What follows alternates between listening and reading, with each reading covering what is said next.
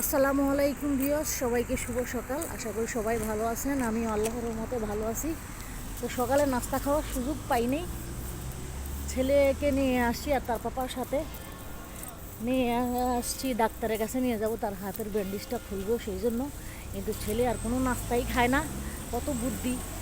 আমিও ভাবছি এমনি খাইতেছে না, কিন্তু সে মনে মনে রাখছে সে ম্যাকডোনাল্ডস খাবে তার পাপার সাথে, সেই জন্য ওই যে ঢুকতেছে তার পাপার সাথে ম্যাকডোনাল্ডস খাবে।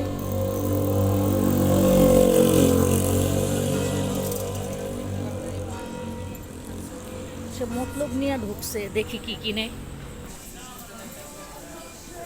ওই সাইড হলো ভার মিষ্টি জাতীয় জিনিস বিক্রি করে, বেশি বড় না, খুব একটা ছোটোখাটো।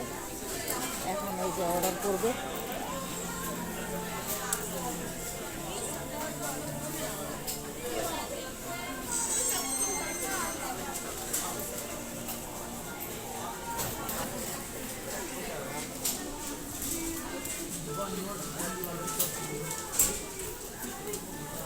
ম্যাকডোনাল্ডস তো বেশি বড় না, ছোটো, মোটামুটি এলাকার ভিতরে, তো সেই জন্য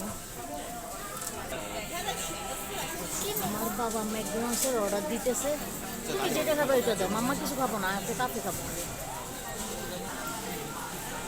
আমাদের 42 নাম্বার টেবিল, এখন অর্ডার আসলেই আমরা ওখানে গিয়ে বসবো।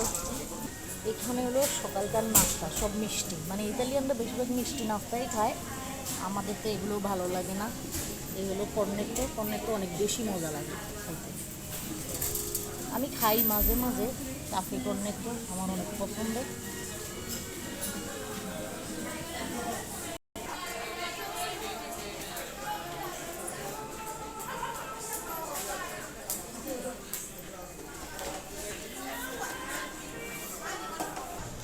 উপরেও জায়গা আছে ম্যাকডোনাল্ডসের, এটা আবার খোলামেলা সুন্দর সিস্টেম করছে। সামারেও সুন্দর, শীতেও সুন্দর, রৌদ্র আছে।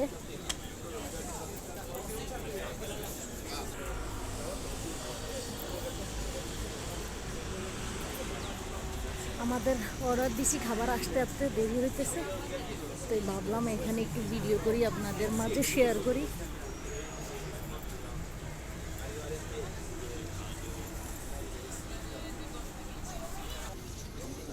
কবুতরটা খাবার খুঁজতেছে, দেখো কত সুন্দর করে।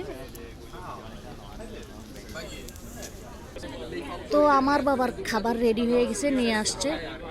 আমারটা একটু পরে আসতেছে। আমি খাবো কাফি কর্নেটো, কারণ তো একটু সকালবেলা।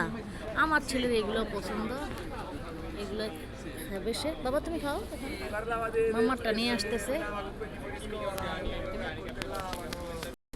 আমি আবার ম্যাকডোনাল্ডসের পাতাতে খাই মাঝে মধ্যে, তা আমারটা আসা পর্যন্ত একটু ছেলের সাথে শেয়ার করতেছি, খাইতেছি। আমার ছেলে বাইরেলে একটা মতলব নিয়ে বের হয় ম্যাকডোনাল্ডস খাওয়ার জন্য। তো এই হলো আমার নাস্তা। আমার নাস্তা একটু দেরিতে আসছে, সকালবেলা এই নাস্তাটাই আমার ভালো লাগে, রোদ্রে বসে খেতে। এখানে বাইরের রোদ্রের আমেজটা একটু অন্যরকম, সবসময় তো ভিতরেই না খাই, আজকে রোদ্রে বসে খাবো।